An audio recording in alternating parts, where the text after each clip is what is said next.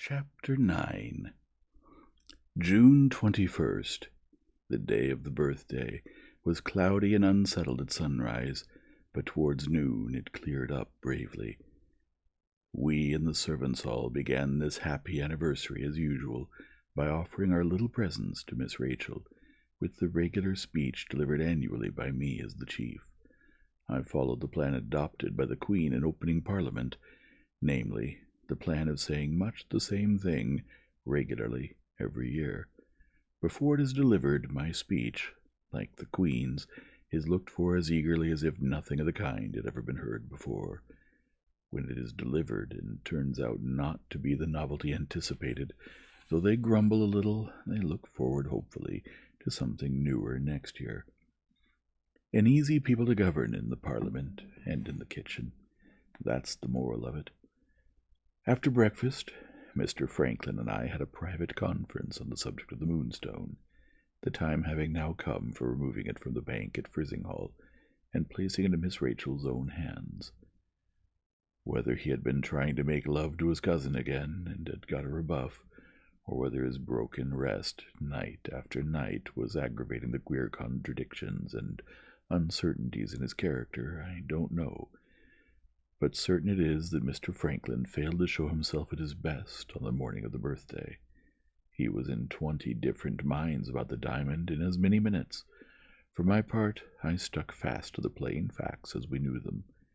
Nothing had happened to justify us in alarming my lady on the subject of the jewel, and nothing could alter the legal obligation that now lay on Mr. Franklin to put it in his cousin's possession.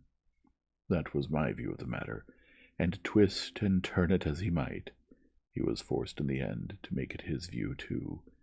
We arranged that he was to ride over after lunch to Frizinghall and bring the diamond back with Mr. Godfrey and the 2 young ladies, in all probability, to keep him company on the way home again.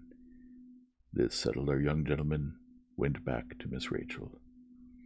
They consumed the whole morning and part of the afternoon in the everlasting business of decorating the door, Penelope standing by to mix the colors as directed, and my lady, as luncheon time drew near, going in and out of the room with her handkerchief to her nose, for they used a deal of Mr. Franklin's vehicle that day, and trying vainly to get the 2 artists away from their work.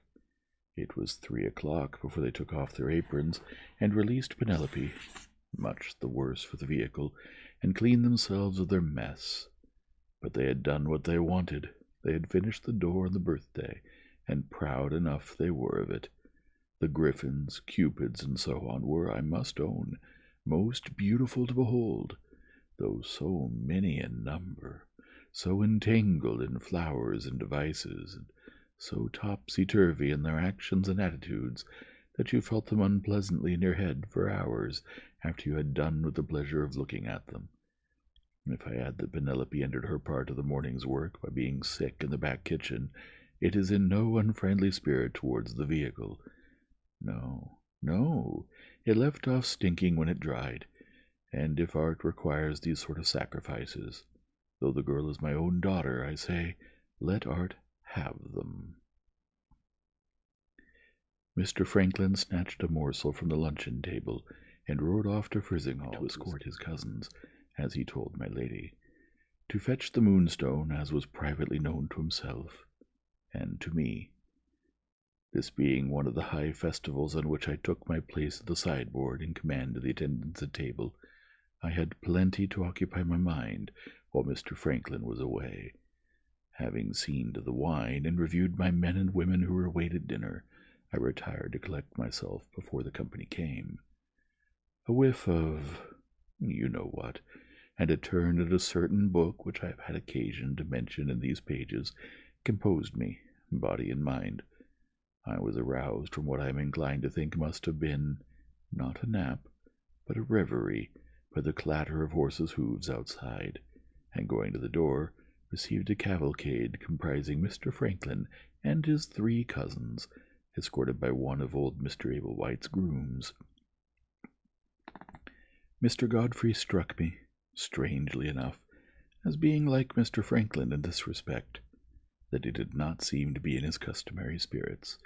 He kindly shook hands with me as usual, and was most politely glad to see his old friend Betteredge wearing so well. But there was a sort of cloud over him, which I couldn't at all account for, and when I asked how he had found his father in health, he answered rather shortly, "Much as usual." However, the two Miss Ablewhites were cheerful enough for 20, which more than restored the balance. They were nearly as big as their brother, spanking, yellow-haired, rosy lasses, overflowing with superabundant flesh and blood, bursting from head to foot with health and spirits.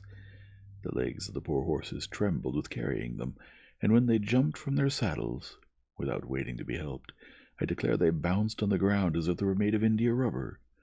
Everything that Miss Ablewhite said began with a large "Oh." Everything they did was done with a bang, and they giggled and screamed in season and out of season on the smallest provocation. Bouncers, that's what I call them. Under cover of the noise made by the young ladies, I had an opportunity of saying a private word to Mr. Franklin in the hall. "Have you got the diamond safe, sir?" He nodded and tapped the breast pocket of his coat. "Have you seen anything of the Indians?" "Not a glimpse." With that answer, he asked for my lady, and hearing she was in the small drawing-room, went there straight. The bell rang before he had been a minute in the room, and Penelope was sent to tell Miss Rachel that Mr. Franklin Blake wanted to speak to her. Crossing the hall about half an hour afterwards, I was brought to a sudden standstill by an outbreak of screams from the small drawing-room. I can't say I was at all alarmed, for I recognized in the screams the favorite large O of the Miss Ablewhites. However, I went in, on pretence of asking for instructions about the dinner, to discover whether anything serious had really happened. There stood Miss Rachel at the table, like a person fascinated, with the Colonel's unlucky diamond in her hand. There, on either side of her, knelt the two bouncers, devouring the jewel with their eyes, and screaming with ecstasy every time it flashed on them in a new light. There, at the opposite side of the table, stood Mr. McGodfrey, clapping his hands like a large child and singing out softly, "Exquisite! Exquisite!" There sat Mr. Franklin in a chair by the bookcase, tugging at his beard and looking anxiously towards the window. And there at the window stood the object he was contemplating, my lady, having the extract of the Colonel's will in her hand, and keeping her back turned on the whole of the company. She faced me when I asked for my instructions, and I saw the family frown gathering over her eyes, and the family temper twitching at the corners of her mouth. "Come to my room in half an hour," she answered. "I shall have something to say to you then." With those words she went out. It was plain enough that she was posed by the same difficulty which had posed Mr. Franklin and me in our conference at the Shivering Sand. Was the legacy of the Moonstone a proof that she had treated her brother with cruel injustice? Or was it a proof that he was worse than the worst she had ever thought of him? Serious questions those for my lady to determine, while her daughter, innocent of all knowledge of the Colonel's character, stood there with the Colonel's birthday gift in her hand. Before I could leave the room in my turn, Miss Rachel, always considerate to the old servant who had been in the house when she was born, stopped me. "Look, Gabriel," she said, and flashed the jewel before my eyes in a ray of sunlight that poured through the window. Lord bless us, it was a diamond, as large or nearly as a plover's egg. The light that streamed from it was the light of the harvest moon. When you looked down into the stone, you looked into a yellow deep that drew your eyes into it so that they saw nothing else. It seemed unfathomable, this jewel, that you could hold between your finger and thumb, seemed unfathomable as the heavens themselves. We set it in the sun, and then shut the light out of the room, and it shone awfully out of the depths of its own brightness, with a moony gleam in the dark. No wonder Miss Rachel was fascinated. No wonder her cousin screamed. The diamond laid such a hold on me that I burst out with as large an O as the bouncers themselves. The only one of us who kept his senses was Mr. Godfrey. He put an arm round each of his sister's waists, and looking compassionately backwards and forwards between the diamond and me, he said, "Carbon, Betteredge. Mere carbon, my good friend, after all." His object, I suppose, was to instruct me. All he did, however, was to remind me of the dinner. I hobbled off to my army of waiters downstairs. As I went out, Mr. Godfrey said, "Dear old Betteredge, I have the truest regard for him." He was embracing his sisters and ogling Miss Rachel, while he honored me with that testimony of affection. Something like a stalk of love to draw on there. Mr. Franklin was a perfect savage by comparison with him. At the end of half an hour, I presented myself, as directed, in my lady's room. What passed between my mistress and me on this occasion was, in the main, a repetition of what had passed between Mr. Franklin and me at the Shivering Sand, with this difference, that I took care to keep my own counsel about the jugglers, seeing that nothing had happened to justify me in alarming my lady on this head. When I received my dismissal, I could see that she took the blackest view possible of the Colonel's motives, and that she was bent on getting the Moonstone out of her daughter's possession at the first opportunity. On my way back to my own part of the house, I was encountered by Mr. Franklin. He wanted to know if I had seen anything of his cousin Rachel. I had seen nothing of her. Could I tell him where his cousin Godfrey was? I didn't know, but I began to suspect that cousin Godfrey might not be far away from cousin Rachel. Mr. Franklin's suspicions apparently took the same turn. He tugged hard at his beard and went and shut himself up in the library with a bang of the door that had a world of meaning in it. I was interrupted no more in the business of preparing for the birthday dinner till it was time for me to smarten myself up for receiving the company. Just as I had got my white waistcoat on, Penelope presented herself at my toilet on pretence of brushing what little hair I have got left and improving the tie of my white cravat. My girl was in high spirits, and I saw she had something to say to me. She gave me a kiss on the top of my bald head and whispered, "News for your father. Miss Rachel has refused him." "Who's him?" I asked. "The ladies' committee man, father," says Penelope. "A nasty, sly fellow. I hate him for trying to supplant Mr. Franklin." If I had had breath enough, I should certainly have protested against this indecent way of speaking of an eminent philanthropic character, but my daughter happened to be improving the tie of my cravat at that moment, and the whole length of her feelings found its way into her fingers. I never was more nearly strangled in my life. "I saw him take her away alone into the rose garden," says Penelope, "and I waited behind the holly to see how they came back. They had gone out arm in arm, both laughing.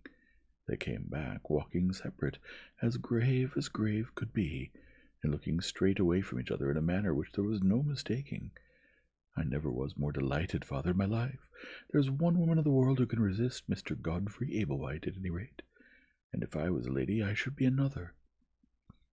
Here I should have protested again, but my daughter had got the hairbrush by this time, and the whole strength of her feelings had passed into that. If you are bald, you will understand how she scarified me. If you are not, skip this bit, and thank God you have got something in the way of a defense between your hairbrush and your head. "Just on the other side of the holly," Penelope went on, "Mr. Godfrey came to a standstill. 'You prefer,' says he, 'that I should stop here as if nothing had happened?' Miss Rachel turned on him like lightning. 'You have accepted my mother's invitation,' she said, 'and you are here to meet her guests. Unless you wish to make a scandal in the house, you will remain, of course.' She went on a few steps, and then seemed to relent a little. 'Let us forget what has passed, Godfrey,' she said, 'and let us remain cousins still.' She gave him her hand. He kissed it, which I should have considered taking a liberty, and then she left him. He waited a little by himself with his head down, and his heel grinding a hole slowly in the gravel walk. You never saw a man look more put out in your life. 'Awkward,' he said between his teeth when he looked up, and went on into the house. 'Very awkward.' If that was his opinion of himself, he was quite right. Awkward enough, I'm sure. And the end of it is, father, what I told you all along, cries Penelope, finishing me off with the last scarification, the hottest of all. Mr. Franklin's the man. I got possession of the hairbrush and opened my lips to administer the reproof which you will own my daughter's language and conduct richly deserved. Before I could say a word, the crash of carriage wheels outside struck in and stopped me. The first of the dinner company had come. Penelope instantly ran off. I put on my coat and looked in the glass. My head was as red as a lobster, but in other respects I was as nicely dressed for the ceremonies of the evening as a man need be. I got into the hall just in time to announce the first two guests. You needn't feel particularly interested about them. Only the philanthropist's father and mother, Mr. and Mrs. Ablewhite.